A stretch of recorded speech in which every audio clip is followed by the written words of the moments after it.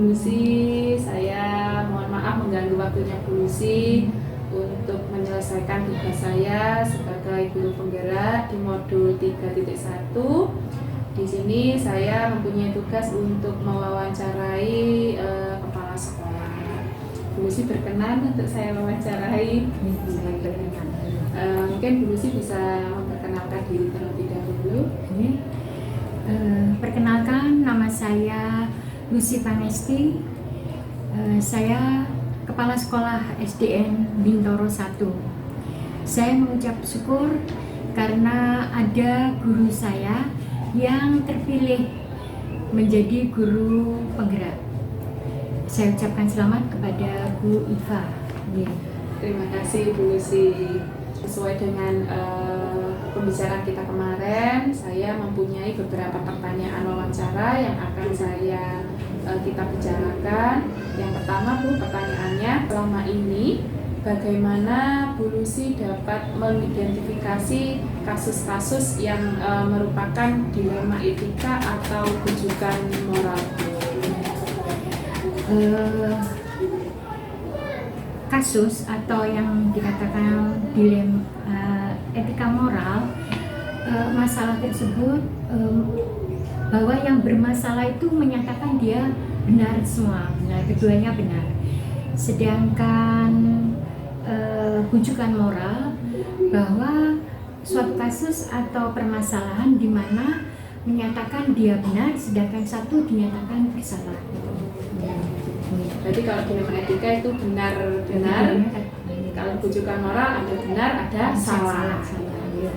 Kemudian selama ini bagaimana Bu Lucy menjalankan pengambilan keputusan di sekolah kita, terutama untuk kasus-kasus di mana ada dua kepentingan yang sama-sama benar atau sama-sama mengandung nilai kebajikan, Bu? Terima kasih. Sebelum mengambil keputusan, apabila terjadi permasalahan dalam lembaga saya terlebih dahulu mengidentifikasi dulu masalah tersebut. Siapa yang terlibat di dalamnya, kemudian saya mencari fakta-faktanya dari kejadian tersebut. Baru saya mengambil keputusan yang terbaik dengan mengacu prinsip-prinsip kekeluargaan pada lembaga saya. Gitu. Jadi untuk menjalankan pengambilan itu yang pertama mengidentifikasi masalahnya dulu, kemudian fakta-faktanya, kemudian mengambil keputusan berbasis musyawarah tadi. Kemudian langkah-langkah atau prosedur seperti apa yang biasa dilakukan di sekolah kita, Bu? Sebelum mengambil keputusan, saya memanggil kedua belah pihak yang bermasalah. Kemudian saya suruh ceritakan permasalahan yang terjadi, sehingga saya tahu inti permasalahan tersebut. Baru saya mencari solusi yang terbaik agar kedua belah pihak bisa menerimanya. Jadi yang pertama memanggil kedua belah pihak yang bermasalah, berarti melakukan koordinasi gitu ya Bu. Lalu mencari solusi yang terbaik bagi kedua belah pihak. Kemudian hal-hal apa saja yang selama ini Bu Lucy anggap paling efektif dalam pengambilan keputusan pada kasus-kasus dilema etika? Ya, saya apabila ada kasus, saya berdialog dengan yang bersangkutan, dengan yang punya masalah tersebut, kedua orang tersebut. Terus kemudian secara kekeluargaan saya munculkan solusi untuk keduanya sehingga tidak merugikan keduanya gitu. Dan solusi itu mudah-mudahan sebaiknya bisa diterima oleh kedua belah pihak. Berarti yang pertama berdialog dulu, kemudian mengambil solusinya secara kekeluargaan sehingga dua-duanya merasa tidak ada beban gitu ya, sama-sama menerima. Kemudian hal-hal apa saja yang selama ini merupakan tantangan Bu dalam mengambil keputusan pada kasus-kasus dilema etika? Tantangannya adalah selama ini saya sebagai pimpinan selalu mencari solusi terbaik untuk memecahkan permasalahan yang terjadi pada lembaga saya. Saya biasanya menggunakan prinsip-prinsip kekeluargaan, musyawarah mufakat kepada mereka yang bermasalah supaya permasalahannya itu bisa terpecahkan. Kemudian, apakah Bu Lucy memiliki sebuah tata kelola atau jadwal tertentu dalam sebuah penyelesaian kasus dilema etika? Apakah Bu Lucy langsung menyelesaikan masalah di tempat atau memiliki jadwal untuk menyelesaikannya? Kemudian, bentuk atau prosedur seperti apa yang Bu Lucy jalankan? Saya tidak mempunyai jadwal, tapi begitu ada masalah yang terjadi pada lembaga saya secepatnya mencari solusi permasalahan tersebut untuk memecahkan masalahnya. Kalau hari itu ada, secepatnya juga saya harus cepat mengambil tindakan biar permasalahannya itu tidak berkepanjangan. Kemudian, adakah seseorang atau faktor-faktor yang selama ini mempermudah atau membantu Bu Lucy dalam pengambilan keputusan dalam kasus-kasus dilema etika? Ya, saya sebagai pimpinan, apabila ada permasalahan, sekali lagi saya munculkan, saya musyawarahkan kepada segenap teman-teman untuk mencarikan solusi yang terbaik agar permasalahan ini bisa terselesaikan. Dan apabila saya masih ada kesulitan atau belum maksimal memecahkan solusi tersebut, saya berkonsultasi dengan pengawas bina saya, minta saran atau pendapatnya agar permasalahan yang terjadi pada lembaga saya bisa terpecahkan dengan baik. Berarti yang pertama dikoordinasikan bersama teman-teman dulu. Kalau memang menemui jalan buntu, baru berkonsultasi dengan Bapak pengawas. Dari semua hal yang telah disampaikan tadi, Bu, pembelajaran apa yang dapat Bu Lucy petik dari pengalaman Bu Lucy dalam mengambil keputusan dilema etika? Ya, saya sebagai pimpinan di lembaga SDM Bintaro 1 ini, apabila ada permasalahan, saya munculkan sekali lagi dalam musyawarah untuk mencapai kata mufakat dalam pemecahan masalahnya itu. Dan apabila keputusan-keputusan itu saya ambil, saya juga harus sebagai pimpinan harus bisa mempertanggungjawabkan keputusan tersebut.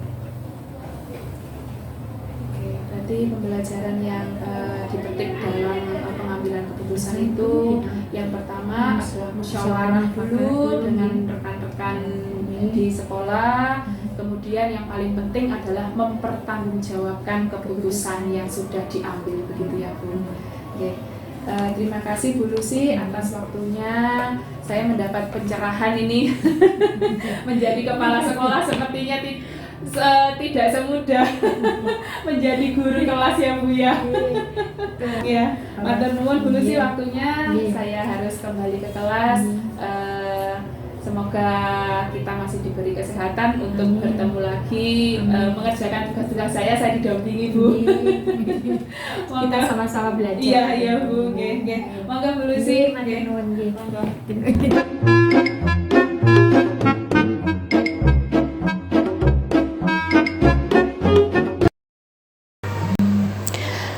Selamat pagi Bu Indah.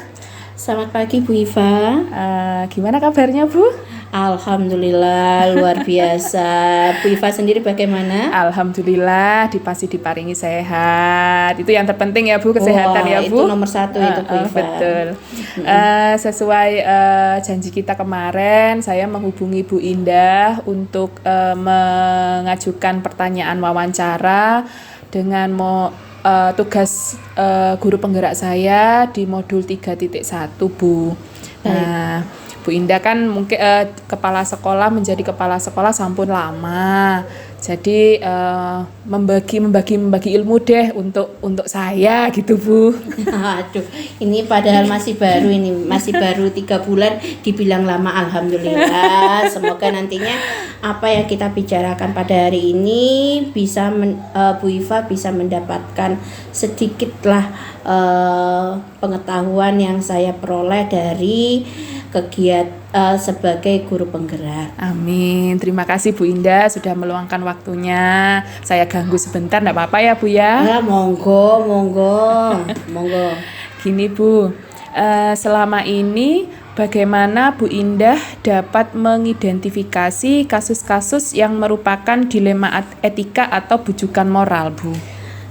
Kasus-kasus yang merupakan dilema etika dan bujukan moral yang perlu kita garis bawahi kan, kalau dilema etika itu kan antara benar dan benar, sedangkan kalau bujukan moral itu kan benar dan salah kan, seperti itu. Yang dapat saya ambil tarik garis benangnya yaitu dampaknya Mbak, dampak dari dilema etika atau bujukan moral itu. Kalau nanti dampaknya itu dirasa itu mendukung atau itu mendapatkan respon positif dari orang lain, maka itu adalah dilema etika.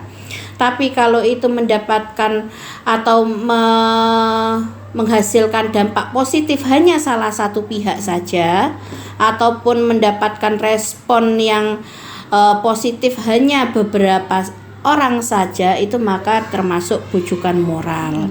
Jadi kalau dilema etika itu bagi saya itu benar, bagi orang lain pun yang terdampak itu benar.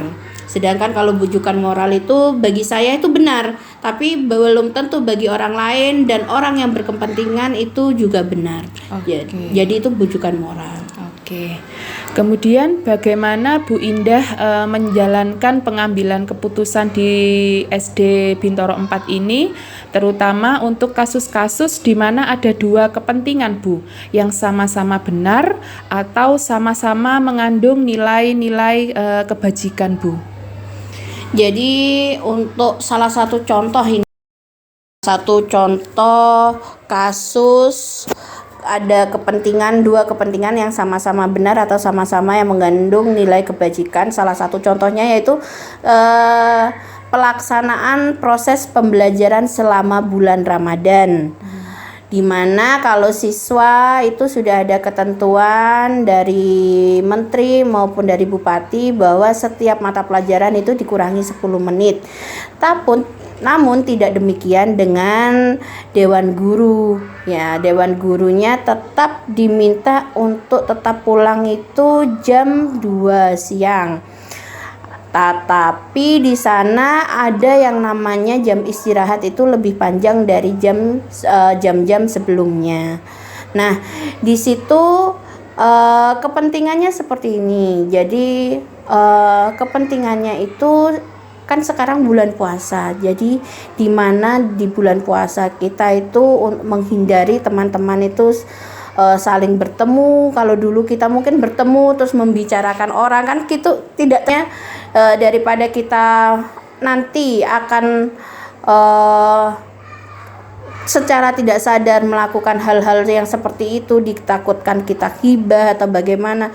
Kalau membuat yang namanya membuat administrasi pasti membuat, tapi di situ saya membuat sebuah kebijakan agar teman-teman ini bisa pulang lebih awal, di mana teman-teman juga sudah mengerjakan administrasi. Saya rasa dengan waktu 1 jam itu sudah cukup Bu Iva mengerjakan administrasinya, dan di mana juga teman-teman tetap menjaga kesehatan dan kepentingan keluarga. Karena bagaimanapun teman-teman guru di sini tuh bukan hanya berasal dari lingkungan sini Bu Iva, juga ada yang dari lingkungan Gebang sana, jadi cukup jauh. Jadinya saya memberikan kelonggaran kepada teman-teman ini untuk pulang lebih awal, yaitu jam 12. Jam 12. Jadi mereka ini kalau siswanya pulang jam 11, gurunya pulang jam 12. Dalam waktu 1 jam ini dimanfaatkan benar oleh teman-teman guru untuk menyelesaikan atau membuat administrasi. Dan kenapa saya membuat keputusan seperti itu? Ya seperti yang sudah saya sampaikan tadi, untuk menghindari adanya kegiatan-kegiatan yang bisa membatalkan puasa. Itu yang paling penting. Kemudian langkah-langkah atau prosedur seperti apa Bu yang biasa Bu Indah lakukan selama ini untuk mengambil keputusan di SD Bintoro 4 Bu? Baik, jika itu mengenai dilema etika maupun bujukan moral, langkah pertama yang saya lakukan yaitu berkoordinasi dengan teman-teman. Berkoordinasi dalam hal ini saya lakukan agar teman-teman nantinya bisa mengkondisikan atau menyerap aspirasi dari wali murid maupun dari anak-anak sendiri, karena yang berkenaan dengan kegiatan atau program yang akan saya buat itu nantinya adalah anak-anak secara langsung. Jadi saya mengkoordinasikan agar guru-guru juga berkoordinasi dengan anak-anak, meminta pendapat kepada anak-anak maupun wali muridnya di dalam grup, bagaimana program yang saya buat ini bagaimana. Dan tentunya pada saat saya berkoordinasi itu saya persiapkan betul mengenai latar belakangnya, mengenai alasan itu tadi, latar belakangnya, dan harapan dan tujuan dari pembuatan program itu apa, dan siapa saja yang akan melakukan atau yang akan ikut serta di dalamnya, dan nantinya hasil yang diharapkan dari kegiatan program itu sendiri itu apa, itu sudah saya florkan kepada teman-teman. Dari kegiatan itu nantinya kan teman-teman bisa membuat suatu rancangan yang akan diflorkan kepada siswa maupun wali murid. Nah, dari kegiatan itu nanti saya tidak langsung menjadikan kita laksanakan, tetapi kita akan membuat yang namanya uji coba Bu Iva. Jadi diuji cobakan dulu, mungkin seminggu, 2 minggu, 1 bulan lah. Kalau memang itu nanti dianggap bisa berjalan, hasil uji coba itu kita evaluasi. Dan kita juga meminta pendapat dari anak-anak itu sendiri, karena yang sebagai yang pelakunya itu pelaksana programnya itu adalah anak-anak dan teman-teman guru juga, orang tua juga. Kita meminta pendapat dari mereka semua. Setelah mendapatkan itu, baru nanti akan saya sempurnakan lagi dari masukan-masukan atau feedback yang sudah diberikan oleh warga sekolah itu tadi. Dan maaf, sebelum saya berkoordinasi, tentunya saya nantinya akan membuat yang namanya ini Bu Iva, semacam angket kebutuhan. Nah, kita butuhnya apa? Kegiatan seperti contohnya tadi saya mencontohkan ada kegiatan bulan Ramadan. Apa yang akan menjadi kebutuhan dari kegiatan pelaksanaan selama bulan Ramadan ini? Dari kegiatan siswa, dari kegiatan guru maupun dari kegiatan wali murid yang nantinya akan berdampak. Yang saya mungkin bisa saya simpulkan Bu Indah, untuk mengambil keputusan itu langkah-langkahnya yang pertama membuat angket terlebih dahulu, kemudian berkoordinasi, kemudian melakukan uji coba, dan yang terakhir yaitu merefleksikan atau memberikan umpan balik, begitu ya Bu? Ya, okay. Baru pelaksanaan. Baru pelaksanaan. Kemudian Bu, hal-hal apa saja yang selama ini Bu Indah anggap paling efektif dalam pengambilan keputusan pada kasus-kasus dilema etika Bu? Hal-hal yang saya anggap itu paling efektif ketika saya mengambil suatu pengambilan keputusan pada kasus-kasus dilema etika, yaitu saya berkoordinasi atau melakukan voting baik kepada guru-guru, itu yang paling utama, dan melakukan uji coba kepada siswa. Seperti itu Bu Iva. Karena kenapa saya katakan itu penting untuk melakukan voting kepada guru-guru? Guru-guru perlu memiliki visi dan misi yang sama. Jadi ketika nanti kami itu ditanya oleh katakan pengawas ataupun BKD SDM, kita itu memiliki visi yang sama. Kita bisa menjawab dengan jawaban yang sama. Seperti itu. Bukan berarti dikatakan oh ini mengakali, bukan, tapi kita harus tahu tujuan kita mengadakan atau tujuan dari kita melakukan kegiatan atau program tersebut itu apa. Kita harus memiliki satu visi dan misi yang sama. Dan untuk anak-anak sendiri itu kan nantinya yang akan berkenaan dengan program melaksanakan program-program itu. Jadi langsung bersentuhan dengan yang akan melaksanakan kegiatan semua program yang sudah disusun oleh kami. Jadinya anak-anak pun akan diberikan seperti mereka tuh nantinya akan dimintai umpan balik dari kegiatan yang sudah kami laksanakan. Jadi itu yang menurut saya efektif saya lakukan untuk kegiatan yang sifatnya dilema etika. Seperti itu, Biva. Oke, yang pertama yaitu berkoordinasi dengan voting ya Bu untuk menyamakan visi dan misi di dalam lingkungan sekolah. Kemudian uji coba, yang terakhir yaitu umpan balik tetap nih Bu. Kemudian hal-hal apa saja yang selama ini merupakan tantangan Bu dalam pengambilan keputusan pada kasus-kasus dilema etika? Kalau tantangannya ini kita terbenturnya itu kebanyakan dari luar Bu Iva. Tantangan itu sendiri karena kita ketahui ya, anak-anak ini kan dididik tidak hanya dari sekolah tetapi dari keluarga maupun dari masyarakat. Nah, tantangan ini lebih banyak datang dari masyarakat, di mana masyarakat itu sendiri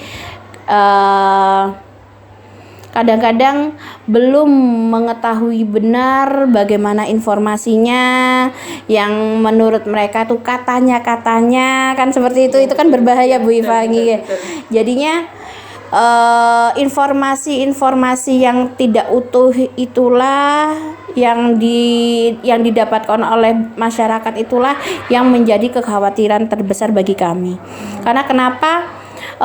Karena masalah-masalah sepele. Nah, ini contoh lagi dilema etika, tadi kan sudah bulan puasa. Sekarang kita bisa katakan kalau dilema etikanya itu tentang anak-anak ini mendapatkan pembelajaran penuh padahal gurunya kita pulangkan pagi, seperti itu. Nah, itu kan merupakan dilema etika juga bagi kita. Kita pulangkan karena nggak ada gurunya yang mau mengajar. Kalau kita tetapkan juga siapa yang mau mengajar, tidak akan efektif. Sedangkan wali murid mengetahuinya kok sering pulang pagi ya gitu. Padahal kan kita sendiri itu mau memberikan pembelajaran karena tidak akan efektif karena kelasnya rangkap 3. Karena contoh saja seperti pelaksanaan pembekalan IKM Bu Iva yang kapan hari kita laksanakan itu untuk kelas 1, kelas 2, kelas 4 dan kelas 5. Jadi yang ada itu hanya 2 guru. Kelas 3 dan kelas 6 masa iya mau merangkap kelas 1, 2, 3 atau 4, 5, 6. Akhirnya dengan berat hati kita memberikan pemberitahuan. Nah, di situ ada beberapa masyarakat yang mengatakan, loh ini kok pulang pagi, kok sekarang pulang pagi lagi, padahal kan memang ada kegiatan pembelajaran atau pengembangan diri dari kompetensi yang dimiliki oleh guru. Padahal kan seperti itu ya, itu kan akhirnya itu betul, pengembangan diri itu betul, tetapi yang dikatakan masyarakat juga betul, kok pulang pagi kan seperti itu. memang menjadi dilema. Yang satunya kalaupun kita ajar tidak ada yang tidak fokus karena beberapa kelas dijadikan satu. Itu contohnya. Jadi tantangan terbesar bagi saya yaitu adalah masyarakat di mana informasi yang mereka dapatkan itu tidak sepenuhnya full sesuai dengan apa yang diberitahukan oleh sekolah, tetapi mereka berdasarkan iya katanya. Nah itu yang menjadi kekhawatiran terbesar saya. Terima kasih Bu Iva. Berarti yang paling besar merupakan tantangan dalam pengambilan keputusan di sekolah ini yaitu tantangan dari luar, yaitu masyarakat ya Bu, yang menelan mentah-mentah informasi yang didapat tanpa mengkonfirmasi gitu ya Bu ya. Iya. Kemudian apakah Bu Indah memiliki sebuah tata kala atau jadwal tertentu dalam sebuah penyelesaian kasus dilema etika? Apakah Bu Indah langsung menyelesaikan di tempat atau memiliki sebuah jadwal untuk menyelesaikannya Bu? Bentuk atau prosedur atau seperti apa yang Bu Indah jalankan? Baik, terima kasih Bu Iva.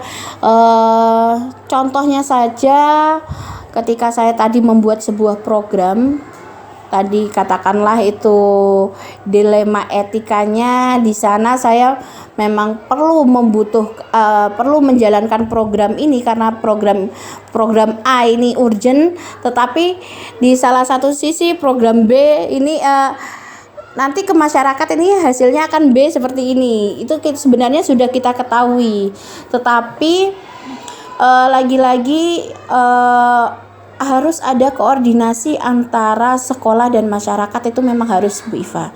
Jadinya ketika saya ingin membuat sebuah program yang baru, saya akan melibatkan atau mengundang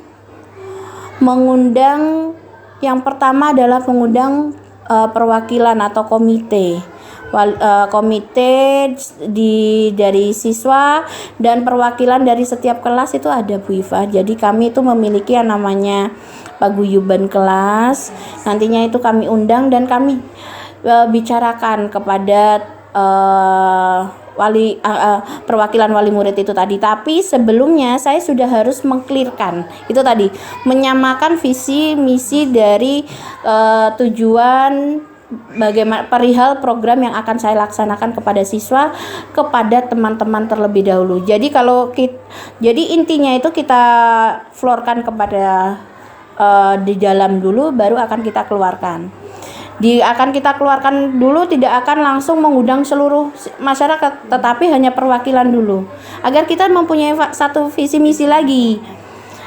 Karena bagaimana ya Bu Iva, kalau sekolah langsung mengflorkan kepada masyarakat tanpa menyerap aspirasi dulu dari mereka, kan akhirnya sekolah rasanya langsung dibenturkan. Jadi saya mengundang komite dan paguyuban kelas itu tujuannya adalah untuk menyerap aspirasi saja. Dan tujuannya mereka itu memberitahukan. Jadi pada saat ditemukan kepada masyarakat atau melaksanakan pertemuan wali murid, kami itu sudah mempunyai bayangan, oh nanti akan keluar namanya respon seperti ini dari masyarakat. Nah, kami sudah mempunyai jawaban, kami sudah memiliki jalan keluar bagaimana caranya program kami ini bisa tetap berjalan. Jadi yang pertama yaitu langkah utamanya saya juga akan langkah tadi prosedurnya yaitu saya akan berkoordinasi dulu, tetap berkoordinasi kepada teman-teman guru. Yang kedua yaitu akhir dari itu saya akan berkoordinasi dengan perwakilan wali murid, komite maupun paguyuban kelas. Di sana nanti kita bisa mendapatkan pemetaan kebutuhannya yang berkaitan dengan program yang akan kita laksanakan, dan nantinya jadwal itu akan kami buatkan, bukan jadwal ya Bu Iva, tetapi lebih tepatnya adalah undangan untuk pertemuan wali murid yang membahas tentang program-program yang akan dilaksanakan oleh sekolah. Berarti koordinasi dengan semua stakeholder yang ada di sekolah nggih Bu, itu sangat penting ya Bu ya. Kemudian adakah seseorang atau faktor-faktor apa yang selama ini mempermudah atau membantu Bu Indah dalam pengambilan keputusan dalam kasus-kasus dilema etika Bu? Baik, untuk faktor-faktor yang mempermudah saya dalam melaksanakan program-program sekolah, yang pertama yaitu adanya kekompakan dari teman-teman. Kekompakan dari teman-teman dalam hal ini bukan arti langsung diterima 100%, tidak. Dalam arti mereka itu mau melaksanakan program ini dengan secara utuh, secara serius, seperti itu, tidak bermain-main, tidak melaksanakan program ini itu dengan bersemangat juga sebagaimana saya membuat program tersebut. Dan alhamdulillah Bu Iva, di sini kami tuh memiliki satu guru, Pak Sigit, itu beliau itu merupakan salah satu guru senior dan rumahnya itu berdekatan di depan sekolah. Jadi Pak Sigit ini juga alhamdulillah bisa bisa kami mintai bantuan dan diberdayakan sebagai corong kami kepada masyarakat mengenai program-program yang dibuat oleh sekolah Bu Iva. Dan alhamdulillah hasil sampai saat ini kami mendapatkan respon yang positif baik dari wali murid maupun dari masyarakat sekitar. Karena selain kekompakan tadi juga Pak Sigit ini membantu kami menyampaikan perihal atau program-program yang sudah akan dilaksanakan sekolah. Jadi yang mempermudah dalam pengambilan keputusan yang pertama yaitu keguyupan atau kekompakan gitu ya Bu dari teman-teman guru. Ya, betul. Kemudian juga memberdayakan guru yang memang notabene ada di lingkungan sekitar. Okay. Betul. Kemudian dari semua hal yang telah disampaikan Bu Indah tadi, pembelajaran apa yang dapat Bu Indah petik dari pengalaman Bu Indah untuk mengambil keputusan dilema etika Bu? Dilema etika Bu Iva, tentunya kita sudah tahu, kita bisa saja ini mengatasnamakan, oh saya kan kepala sekolah, tentunya program yang harus saya buat itu harus disetujui, tidak juga. Tapi yang perlu kita garis bawahi itu adanya koordinasi antara semua stakeholder itu tadi. Bagaimanapun, karena program tanpa adanya pelaksana, di mana pelaksana ini tadi itu adalah warga sekolah dan warga masyarakat itu tadi, itu tidak akan berjalan Bu Iva. Jadinya kalau kita memaksakan suatu program, meskipun itu programnya itu berdampak positif, tetapi tidak ada respon yang baik dari warga masyarakat, ya tidak perlu kita memaksakan untuk melaksanakan program tersebut. Jadi pelaksanaan program dilema etika ini ya, dilema etika itu ketika kita sama-sama mau melaksanakannya dan mau menerima. Di sini koordinasi itu memegang peran penting. Jadi membangun komunikasi positif antar segala aspek stakeholder itu tadi, itu sangat penting. Seperti itu Bu Iva. Oke, jadi pembelajaran yang dapat saya ambil yaitu yang pertama yaitu koordinasi antara seluruh stakeholder yang ada di sekolah itu sangatlah mendasar untuk suatu pengambilan keputusan ya Bu. Jadi tidak semua keputusan yang dapat kita ambil belum tentu baik untuk orang lain. Tentu baik. Meskipun itu katakanlah mengandung sama-sama hal yang positif bagi sekolah maupun orang lain. Karena ya itu tadi, isi kepala orang lain, isi kepala setiap orang kan tidak sama, berbeda. Mungkin ada yang menanggapinya berbeda. Akhirnya itu akan menjadi sebuah bujukan moral. Oke, betul.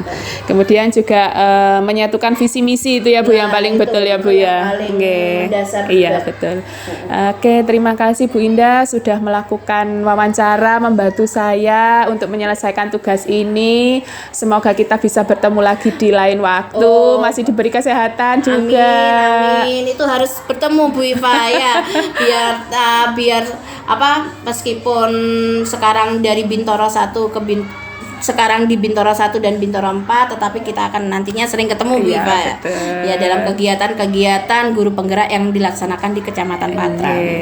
Terima kasih Bu Indah atas waktunya. Saya pamit harus kembali ke sekolah, masih ada hal-hal yang harus dikerjakan. Sama-sama. Terima kasih ya Bu ya. Baik, sama-sama Bu Iva. Monggo, assalamualaikum Bu. Waalaikumsalam warahmatullahi wabarakatuh.